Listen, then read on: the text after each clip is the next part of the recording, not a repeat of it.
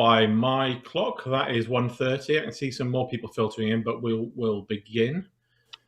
So good afternoon, everybody, and welcome to our latest webinar, Employee Wellbeing, the Shift from Legal to Moral Responsibilities. I'm delighted today to be joined by Catherine Kendall, Chief People Officer at Benefexperts, and the legendary Mary Benefexperts.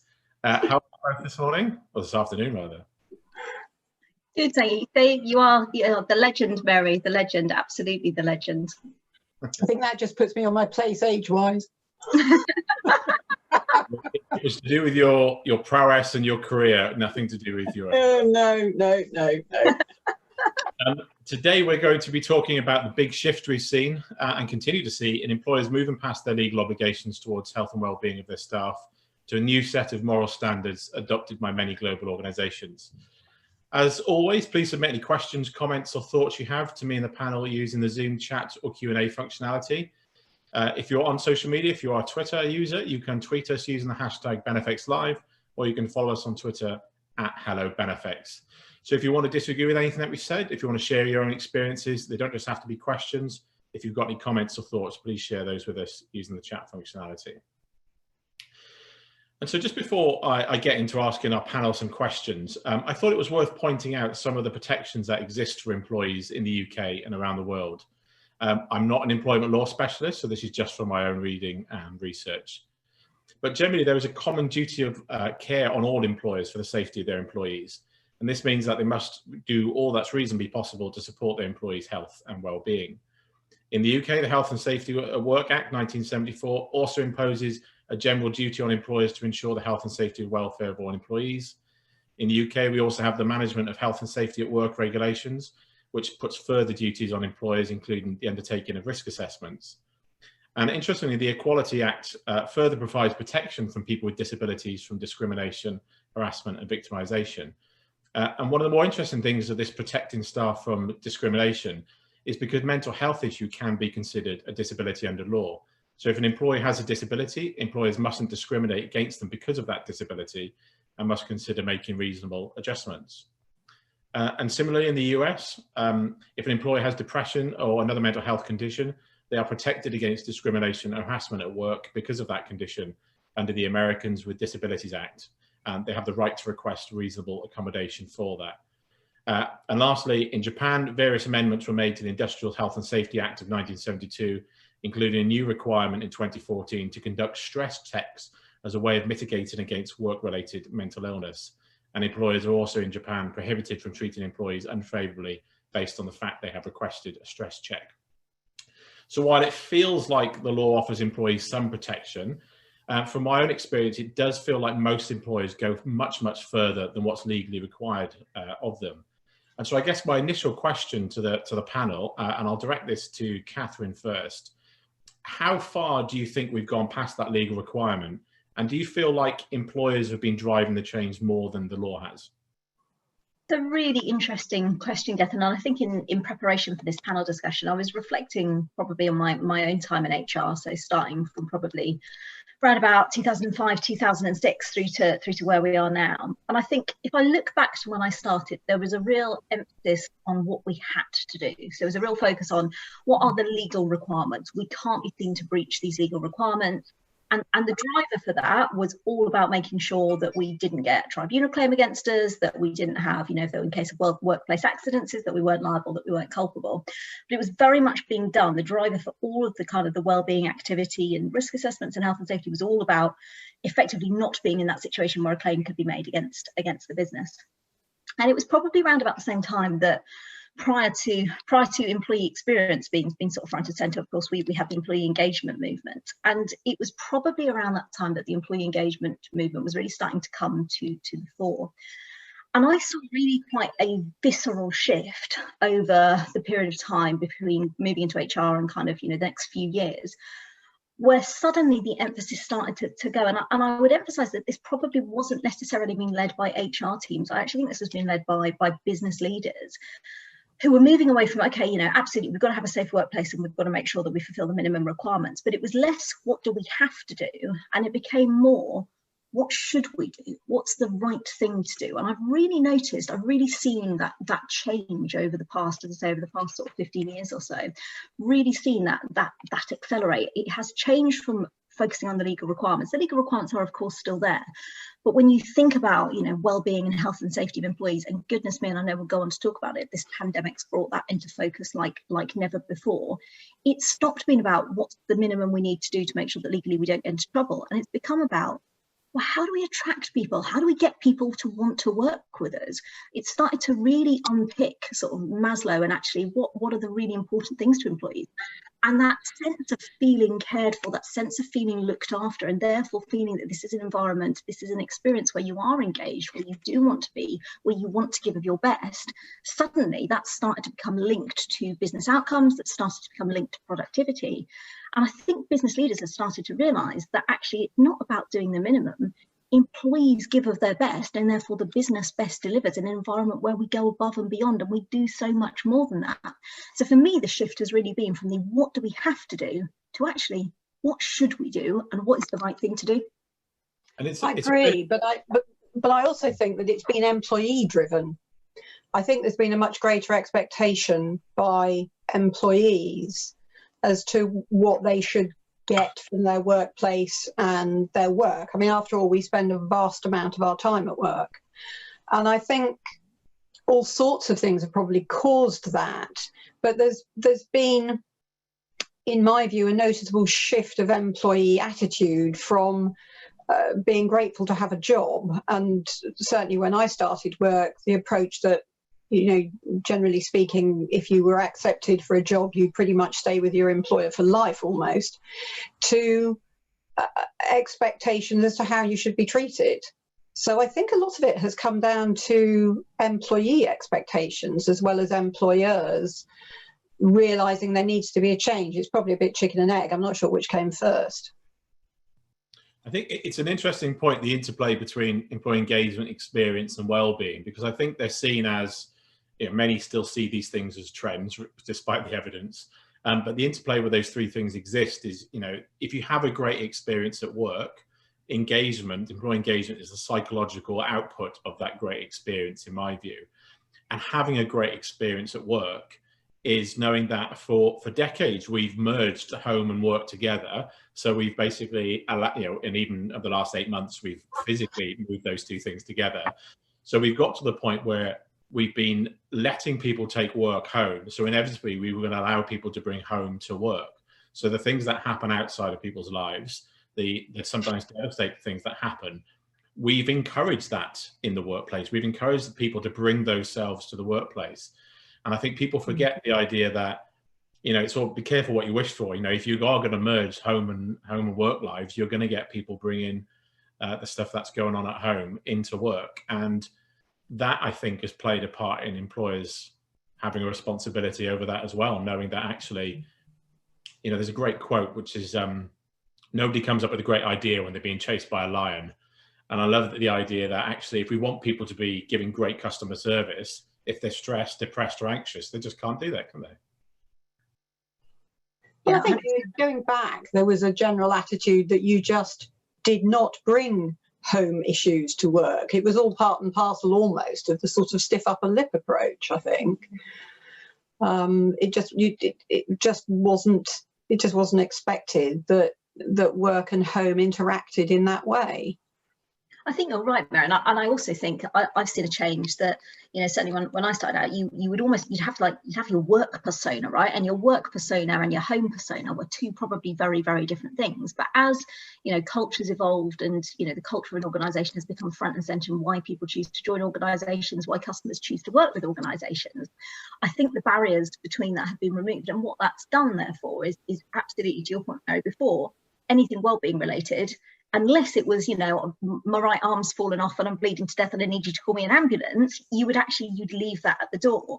Whereas now I think we are we're all getting a lot more comfortable about talking about some of those things, and I think quite a hard transition for employers to make, because typically a lot of business leaders who perhaps started out some years ago wouldn't have been equipped, wouldn't have been trained to have those conversations, which can very seamlessly, you can go into a one-to-one and you can think that you're having a conversation about sort of business progress and objectives and all of that, and suddenly actually you lift the lid on a Pandora's box of actually there's maybe some mental health issues at play, maybe there's some well-being issues at play. So I think it's resulting in employers and in managers having to become much more multi-skilled and multidisciplined to be able to deal with that. But to your point, Gethin, it's then combining to create a much better, much more joined up employee experience, because I feel that I can be me, and me with all my flaws at work, as opposed to the very polished but very easy to crack facade of me that was previously my business persona.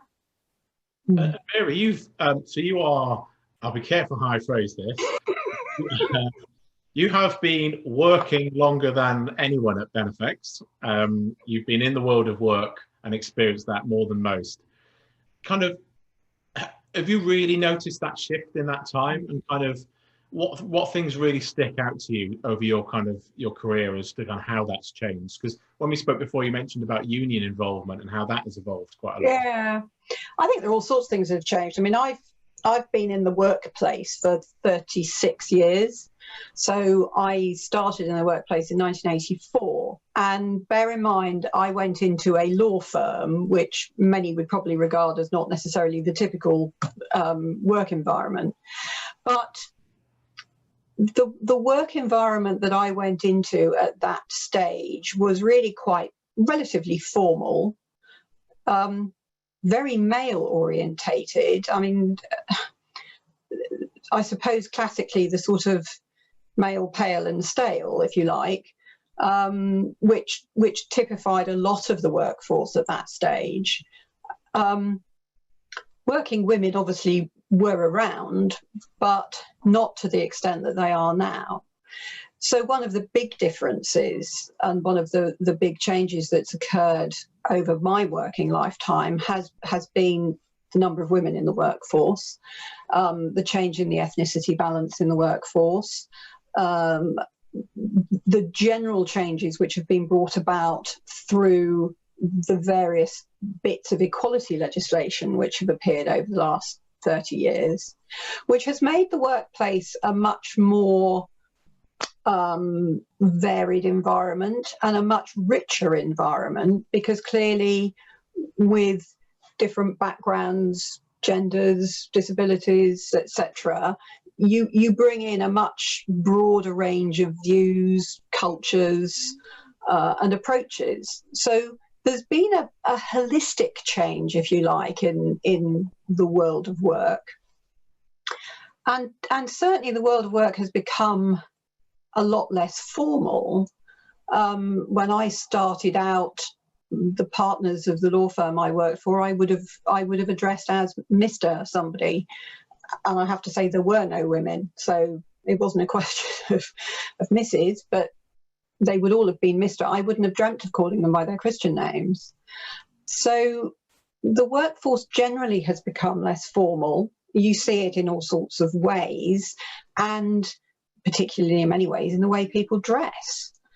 So there's all sorts of evidence of that. Union involvement has changed radically, I suppose, over the time that I've been in the workforce, partly because I lived through the Margaret Thatcher era, and she, of course, cracked down very hard on the unions, and therefore their general influence in the broadest sense across the workplace is probably not as noticeable now. I'm not in any way saying it's not important. It clearly is, but it's the nature of that involvement has changed. So there's been, I suppose, a sort of constant evolution, if you like, of the workplace, what the workplace physically looks like. I mean, we all sat in offices when I started work. Most of us, I mean, I've worked in an open plan environment for a long time now. So a lot of the changes are probably quite subtle, but it's led overall, I think, to a much more open working environment. As you say, Catherine, I think people are much more willing to accept that work and home interrelate. And that we are actually one person, not two. We're not the persona at work and the persona at home, or at least I would hope we aren't. So there have been yes, I would say a lot of it, Gethin, has been gradual. I mean, clearly there have been some landmark bits of legislation which have changed things, like national minimum wage and some of the equality legislation, working time regulations, those sorts of things. But I think the bigger change has been an evolutionary one, and has been one of approach and attitude rather than legislation specifically. It's interesting because I think we're obviously still on that journey. So if you take the example I mentioned at the start, lots of those acts that have come into place have evolved and merged, and quite recently. And I was surprised to see that, Japan is a country where employees are famously overworked. They have a name, karoshi, for overwork in Japan, and it's kind of a common sight to see overworked employees and to hear stories of overworked employees. And so they're kind of acts that were protecting people and doing these kind of stress tests formally. That only came into action in 2015. So that's a really new development for them. And so it's interesting, I think, if you see it's only been about 12 months, if that the CIPD, as an example, has been talking about menopause at work. Yeah. And so, as you've mentioned, you've been in the world of work for 30 odd years. You are a woman, yet only now we're starting to address the specific challenges that women face at work when it comes to their well-being. And so it's kind of, it feels like we've come so far, and then you it's almost this Dunning-Kruger effect. When you realize still how much more we've got to go, you kind of realize how long that journey is ahead of us. And so and just sort of on that sort of point, thinking about the change in the world of work as far as women are concerned, yes, we have come a long way, but in many areas there is still a very, very tough glass ceiling. So yes, I think it's still a process which will continue. But sorry, I interrupted what you were going to ask. That's fine. And so I think I'll come to you now, Catherine. Just kind of, do you think, you've been a senior person in HR for a long time. Can you envisage the law changing to keep up with that? So do you think we're going to continually see an evolution of, specific laws, maybe in this country, in the UK or the US, to talk about how we specifically help people with wellbeing challenges? Because at the moment, it's all under this duty of care, which is a little bit open to interpretation for most employers. Yeah, it's a really, really good question, Gethin. I apologise if you can hear what sounds like a jet plane in the background. It's my washing machine sounding like it's going to take off for some reason, but hopefully you can still hear me okay. I think it's a really interesting question, and I think it's particularly a really interesting question in the context of COVID and the impact that the pandemic has had on working setup for a large number of us. And I'm very conscious, as I say this, that whilst we at Benefexperts are working in a 100% remote working model, of course, there are many, many industries where frontline delivery of work is happening as it always was. So I don't want to sound like I'm sort of pillar boxing this into one particular industry. But I think we're going to find ourselves post-pandemic with a whole new set of challenges around employee well-being. Even in the 8 months, as you say, that we've been in this remote setup, we started to see completely different challenges from employees in respect of their well-being. I think being able to differentiate home and work is a really, really common one, particularly for people who perhaps don't have the greatest home setup, might not have a dedicated area to work.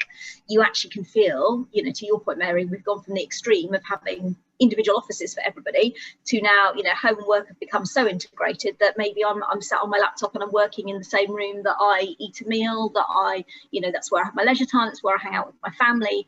So I think we're going to see some really interesting stuff around what organisations do to start to protect employee well-being around that. Obviously, we saw the French legislation that came in, I think, about a year and a half ago, which was, actually putting in legislation to force employees to be able to have a break from emails. And that to me was a really interesting piece of legislation, because in theory, it sounds great. That sounds fantastic. Like, it's going to force you all to have some leisure time. But I look at, we have nearly 300 employees in Benefexperts, and I look at the differing ways in which people work. We have some people who are real early birds. They do their best work from 5 a.m. to 7 a.m. in the morning. That's definitely not me, but there are some people who do really great work during that time. We have some people, some of our engineers, some of our technical teams, and actually for them, the best time for them to work is perhaps in the wee small hours in the middle of the night or till late at night. So my concern with legislation is that legislation by its nature is quite a blunt tool. it is a one-size-fits-all approach generally speaking. And if we use the French legislation around emails as a good example of that, I'm not so sure that that doesn't create as many problems as it solves, because whilst the ethos behind it and the sentiment behind it is very, very laudable, I think in a world where increasingly we are looking at more personalised working patterns, which ironically the whole flexible work movement is designed to support and contribute to people's well-being, to suddenly then bring in legislation which counteracts that, I'm not sure that gets us to great outcomes. So I think it's very difficult. I think employers are going to get real challenges. But if I was a betting woman, I think you are less likely to see. I think you will see centralised legislation to deal with the hygiene factors, right? To make sure that if I'm working on a construction site, I can be sure that the equipment and the machinery I'm using are safe. So I think you'll see legislation to cover that. But that will probably be only 5% of the well-being space and the health and safety space. I think the remaining 95 will be very, very nuanced, and it plays to all of that personal need.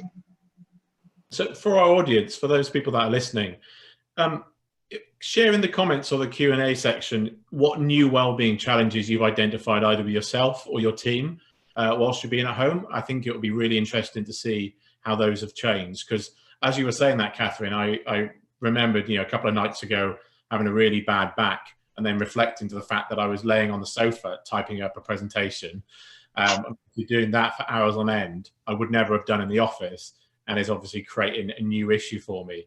And I think I read this morning that people are now less likely over the last 6 months to take a lunch break and are more likely to continue working past their usual hours. And so again, it's fascinating, I think, how we gave people what we thought they wanted, even though it was forced. We were in a situation where actually we might have created some new well-being issues. So it almost, to your point, it almost feels like legislation couldn't keep up with the pace of change because of how difficult it is to legislate against anything. We're just going to be moving forwards too quickly. Well-being, of course, is not a tick box exercise. Underlying well-being is really good management processes and practices. And without the really good management, then you can tick as many boxes as you like on well-being, whether it's to cut people off from their emails or force them to have a lunch hour or whatever, but you're not actually going to be really looking after the well-being of your staff. So we've got a comment in from Anne-Marie Russell. Thanks, Anne-Marie. You can catch me and Anne-Marie talking about well-being in a few weeks' time at a Benefexperts webinar. Anne-Marie says, employees are finding it difficult to separate work and home life and not having to commute to and from work that would have prepared them or allowed them to wind down at the end of their working day. It's a fascinating issue. I've worked from home for 10 years, so it's not really an issue I've had, but I see it with my partner, I see it with friends. Their ability to decompress after work has disappeared when they're moving from one room to another, rather than traveling for even just 15 minutes.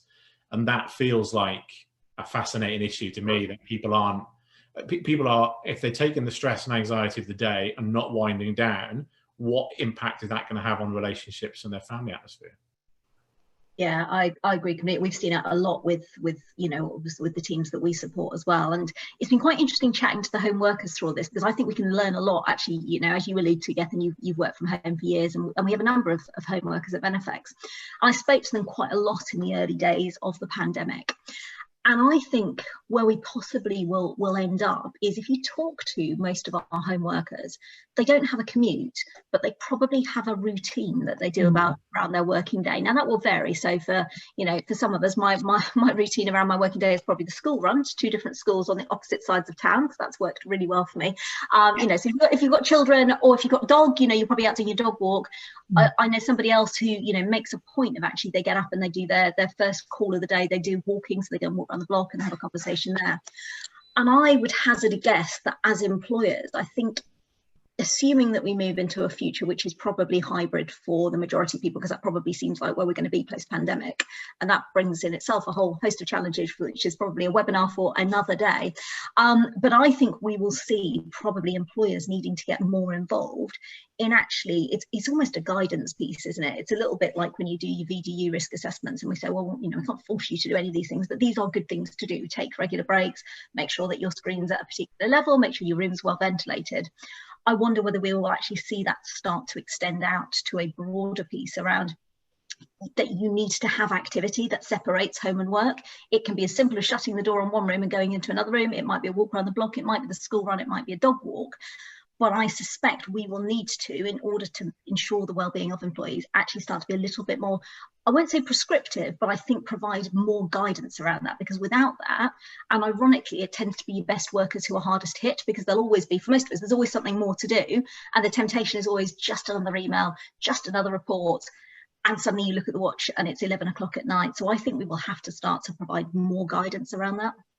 Yeah, I think it really is fascinating. I've got friends who would leave the office dead on kind of 4:30 every single day, but are now finding themselves working till 5:30 because they feel the expectation is, well, what would have been your commute can now just add on to the working day as opposed to add on to your own time. And we've had a comment in from Anonymous, which is always always surprises me when we get anonymous comments. But I've spent most of my lockdown in the dining room of our house. I find it difficult to have a break or finish at my normal time, as it's harder to stop and you've got nowhere to get home to.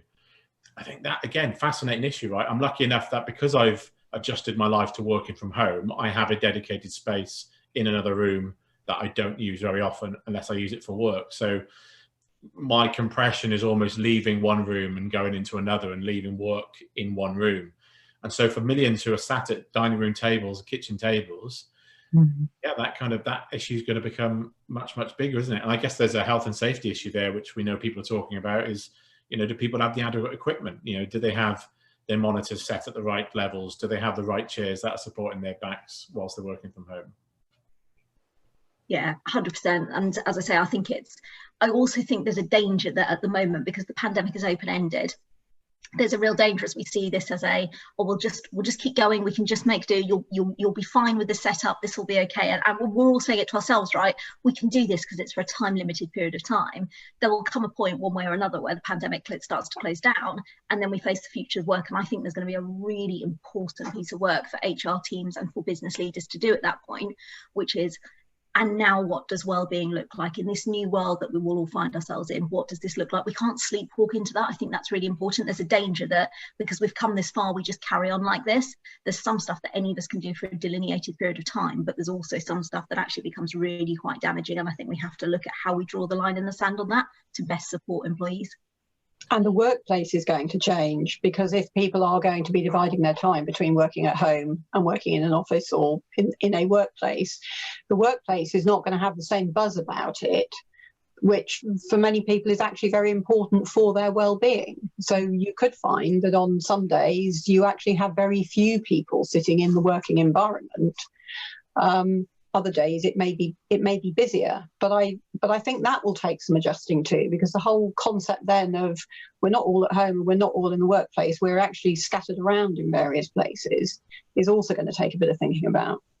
Yeah, massively. I think the challenges of communicating with what will effectively become two separate populations at any given time, and populations that will vary because some people will be at home on certain days, brings a huge challenge. And I think you've made a good point there as well, Mary, which is, I think, again, if I go back to the start of my HR career, probably the wellbeing challenges that I was faced with were predominantly in respect to people's physical health. I think that's completely flipped. And while we still absolutely see issues with people's physical health, and certainly some industries are, of course, more prone to that than others, I think we are well and truly now, the coin is falling on the side of mental health, which I think is a brilliant thing, because I think all those mental health problems have always existed. They just weren't surfaced in the workplace. But again, when it comes to, is legislation the right way to deal with that? Probably not. So actually, what guidance and how do you put that secure wraparound for people, particularly in these times of, I've never had another time in my career where, to a person, the population has been afraid, genuinely frightened, and the uncertainty, we know that people struggle with change. Well, goodness me, there's this change on an unprecedented scale. And I believe that the mental health ramifications of this period of time are going to be felt for a long, long time to come. Yeah, we know kind of from some of our previous webinars, we talked about the research where countries have locked down historically. So parts of Asia with the SARS and the MERS pandemics 10, 20 years ago. And we know that lockdowns cause post-traumatic stress. It's one of the reasons why the government's really keen not to do that. Yeah, I think it links to a question that Lois has submitted now. So she kind of says, employees are not opening up in welfare or well-being meetings, how far do we take it as an employer? And I think what's fascinating about the current situation is, because we are in a pandemic and because everybody is facing the pandemic, people, I don't think, are giving too much thought to the way they're feeling, because they've got this get out of jail free card. Rules, I'm feeling this way because I'm in a pandemic and everyone else is feeling that way. So do I have a right to put my hand up and say I'm struggling when I know everyone else is struggling? And so how do we get people to talk about the issues they're facing more? Yeah, it's a really difficult one, and I think it's a very, very good question. And it's, you know, there's always that question, isn't it? Is where is the line? It's a question I always get asked a lot, is where is the line? And I guess for me, the pandemic has probably brought the humanity of our workforces to the fore like never before. And, you know, we've gone such a long way from the time when we would refer to the people within our organisations as resource. They are clearly real, thinking, feeling people just like all of us. And I think my answer to that question is there's probably no hard and fast rule. I think certainly what we've tried to do at Benefex is I've talked a lot about the support wrapper, and that's what we've tried to put in place around people, which is having that wrapper of support in place, so that people won't always want to open up to you as their employer. However much we remove the stigma around, you know, mental health and people struggling, people are not always going to choose you as the right place to open up to. And we've worked actually very closely with our employees at Benefex to go, what's the right approach? Because you never want people to feel forced to talk. So we had a kind of a co-opted group of employees who came together to form our internal, I suppose, mental health work stream within the business. So I attend as a board member, but it's predominantly employee led. And they've done this amazing job of producing this incredible mental health handbook, which is very much designed not to be prescriptive. It's designed to signpost. So it's designed to show people different places they can go to look for support, because we recognise there won't be a one size fits all approach. So I think in answer to that question, I think you can encourage people to talk. You could only ever take it to the point that they are comfortable with. But I think if you then introduce that support wrapper around those personal face-to-face interactions, a signposting, this is where you go, this is where you can get help. Different people will have different journeys when it comes to getting support for mental health and wellbeing issues. If you have the signposts along the way, then I think as an employer, that's probably the most valuable thing you can do. And I think there's a bit about empowering managers here as well, isn't there? And people who look after people in your teams. Because if I think about one of my own experiences, maybe 2 or 3 years ago at Benefex, when I'd kind of struggled with a little bit of anxiety that I'd never struggled with before. And I spoke to you about it, Catherine, just on the phone, because I was working from home. And I got really upset with you on the phone. Not upset with you, I got upset on the phone. And the way that was dealt with was it was somebody who would listen to what I've said, ask me to try and understand why I was feeling that way, kind of what the root cause was. And the outcome of that, which came from you, was do you know what, if you kind of feel like it's all too much at the moment, take the afternoon. I think it was a Friday or something I spoke to you. Take the Friday afternoon. And then my boss, our CEO, Matt, phoned me on the Monday just to kind of check in. But it was really a very quick conversation, which is what's going on at the moment? What could we do that's going to help? And for me, it was, I just want to get away from work, because that's one big thing I worry about that you could remove at that time. And so I think there's some lessons there with what people are struggling with at home now. The fact that we can't be with them, we can't see them face to face, but they are at the end of a telephone, and we can do some really simple things to make that day or week or month better for those people. And like you said, we don't legislate. That's not a HR policy. That's a human speaking to a human, just kind of saying, how can I solve this problem for you? How can I make it better? And it always sticks in my head as an example of something we did that arguably didn't really cost Benefex anything, but kind of solved the problem and got me out of that cloud quite quickly, which obviously might not work for everyone, but for me at that time was really beneficial. Yeah, it's that personal piece, and it's where, again, I've seen the real shift. And I'm sure people, if I was someone designing HR courses for kind of level 5, level 7 right now, I think I'd probably be starting to ask myself some quite serious questions, because if I look back to when I did my qualifications to be in HR, to your point, Mary, it was about the history of the unions and about collective consultation, about all the legislation stuff. But in my day-to-day job today as a true generalist, what percentage of my time is spent using the knowledge from back then? I'm going to say it's probably less than 0.5%. And I hasten to add, I don't think that's because everything's gone totally haywire at Benefex and I'm paying no attention to legislation. And I clearly have a great team around me. But I think really, as we go into this new world of work and all the wellbeing issues that that brings, the skill sets that HR professionals will need are not ones that are easily taught by book and paper. And I almost think, I'm married to a teacher, and I almost think that actually, if you go to teacher training and you look at how teachers learn to be teachers, and they do it by spending a lot of time with the children, and yes, there's a load of theory behind it, and there's all kinds of challenges the Department for Education throw their way for sure, but actually it's that human interaction which is how they learn to become really great at what they do. I just wonder whether we will start to see something more along those lines for HR, because I remain unconvinced, and I'm a great fan of the CIPD, and I am indeed a chartered fellow of the CIPD, but I remain unconvinced that those qualifications that I gained necessarily are what is most needed right now for people working within the profession to really make an impact to the people that they have responsibility for. And I think it's also important that we don't all think that we're just going to rely on our HR colleagues. Actually, as manager, I mean, for many years within private practice, as a lawyer, as a partner of a law firm, I was effectively an employer. And actually, it was really important that we equipped all of our managers, in the broadest sense, with some form of HR skills, because it's not something that necessarily comes naturally to people. But it is vitally important. You can't lump that type of responsibility just onto one team of people, because it all ultimately also comes down to the culture of the organisation. And it's, in my mind, it's vitally important that the HR philosophy of the organisation is one that spreads right through the organisation, and the managers, in the broadest sense, are walking the walk as well as talking the talk. Definitely. There's another comment that's coming from Ian. Thank you, Ian. The fact that you know you can access your work out of normal hours and you see colleagues working late into the evening puts pressure on. Also, your employer asking you to have your work emails on your personal phone and to have Teams notifications switched on means you can't switch off.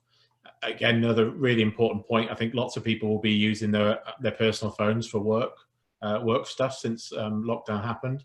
There was a great example I saw recently where someone had put on their email signature that basically said, well, I'm sending you this email because I'm doing that at a time that works for me. Yes. I don't expect you to respond at the same time. And I just think that's a nice way of us looking. Exactly said, Catherine, about the law in France. You know, it should be about, I want to work this way because that's how you'll get the best results out of me. But we don't expect everyone else to work the same way. Yeah, completely. That must have changed for you, Mary, as well, because you must have, again, wording my words carefully, but right. So I remember when I first started in my first HR role, I didn't have a work business phone. I didn't have a smartphone. I didn't get emails on my phone. So have you seen that change during your, during your career? You must have, right? Yes, massively. I mean, I got through the whole of my education, including my higher education, without using a computer. I wasn't using a quill, but it was pen. I didn't have a computer on my desk until probably after I was qualified, and the advent of computer screens, computers sitting on your desk and then subsequently laptops has caused the most enormous changes. And I think it's speeded up the pace of everything. I think it's speeded up the pace of life generally. But, if I go back to my early days, then you would dictate a letter to a secretary who would type it, you would sign it, it would go out in snail mail. The recipient would then deal with it in the same way coming back. So, there could be a 4 or 5 day turnaround to a letter that you sent out.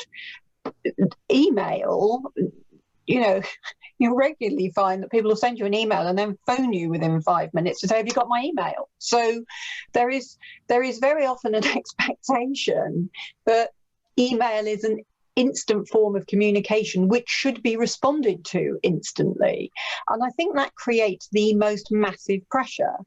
I think it's a pressure which employers have to understand, and for me over the years, I mean, I've obviously had to sort of adapt working styles and so on, as we all have, but I think as I've got older, I've probably become more prepared to say there are certain ways of working which work for me, but I have to have some downtime, and therefore there are times when I have to switch my phone off. And it's unlikely to be a matter of life or death. But I do, in order to function at proper capacity for as much of the time as possible, that means I have to have some downtime. I have to have some time for me. Otherwise, you just drive yourself into the ground.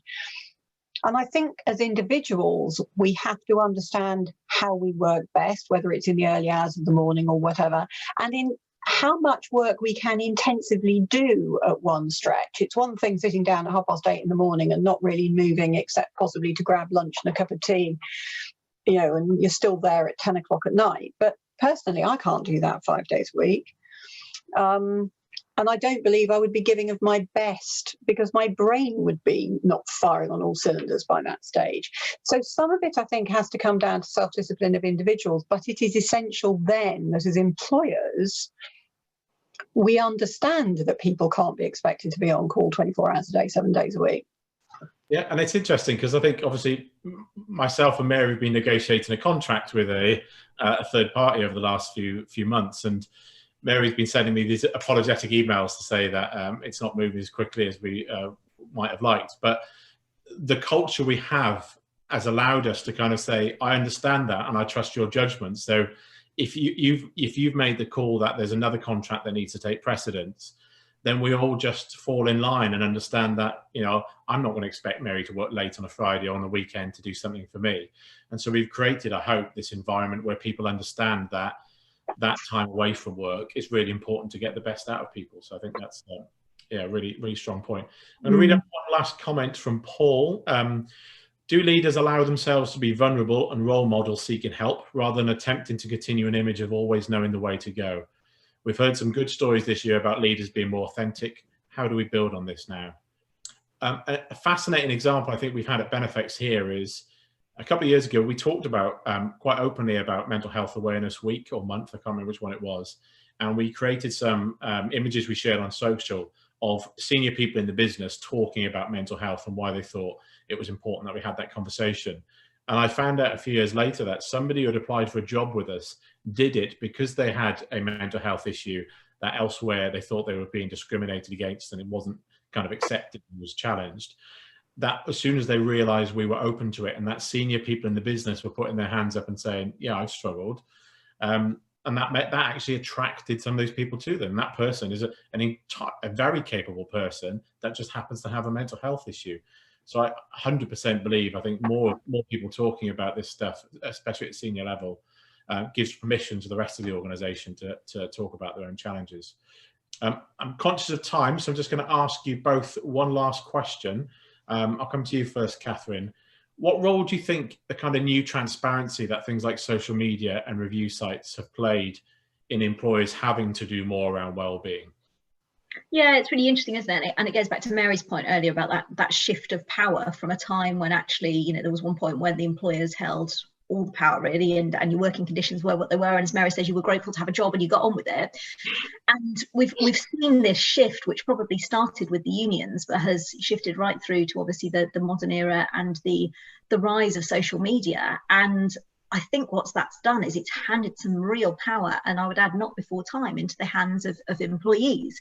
I think employers that, even 10 years ago would have got away with, shoddy working practices, unfair treatment, non-safe working conditions, all of a sudden know that there's a real risk that those will be thrust into the limelight. And I think sites like Glassdoor are absolutely brilliant. We get, we're very proud of our Glassdoor page for Benefexperts, but also, we have some really honest reviews on there as well about things that we can learn and we can do better from. And I read every single one of those and respond to every single one of those, because for me, it's one of the best learning opportunities you have as an employer. You're not going to get everything right all of the time, but actually, to me, there's a difference between those things which are learning opportunities and those things which are actually plain out illegal, immoral, or wrong. And I think that handing some power back to employees has been a really, really good thing from social media, because all of a sudden it puts the spotlight in an appropriate way on organisations. And I think at the same time, it pushes the overall standard of working conditions up, because people can look in, you can go onto our website, you can go onto hundreds of other websites and see what's it really like to work somewhere like that. I think that's a real positive thing. And I think when it comes to how wellbeing evolves from here on inwards, I think it's going to be absolutely a core component of what drives great practice within employers. And very quickly, Mary, final words from you. Social media has had a profound impact on the workplace. It's hard to know whether it's cause or effect, but it certainly has been part and parcel of an opening up of the workplace. And I think a willingness for employees to question what their employers are doing. I think legislatively that got supported when the Public Interest Disclosure Act appeared, and the right to be a whistleblower, as it were, was recognised. But I think there's just a general, much greater openness now, a willingness to question. And I think one of the challenges employers have, and which should therefore improve workplaces, is that they are competing for good staff, and they have to do the right things to be able to both recruit and maintain staff, because people are much more willing to move. Yeah, absolutely. Well, thank you very much, Mary and Catherine. You can find all three of us on Twitter if you kind of want to continue the conversation late into the night when we're not supposed to be doing any work. A reminder to everyone who's listening, and thank you all for joining, that we are offering free wellbeing consultation competition with myself. We've been giving these away to lucky employers since the start of lockdown to help build wellbeing strategies. We've already delivered quite a few of these to large global brands. So please use the link on screen and in the chat functionality to enter yourselves to win one of those. I will be back next Friday with our CEO and founder of Benefexperts and my boss, Matt Macri-Waller, talking about everything we've learned during the biggest wellness concern for employees this year, money, and how we think employers should be starting to support those throughout the economic recovery we're going to see over the next couple of years. So thank you very much for everyone listening, and thank you very much for your panel. I'm sure we could have continued for ages, but I'm not sure people would want to listen to us talking about this stuff for 3 hours. So thank you very much, everybody. Thanks all. Thank you very much.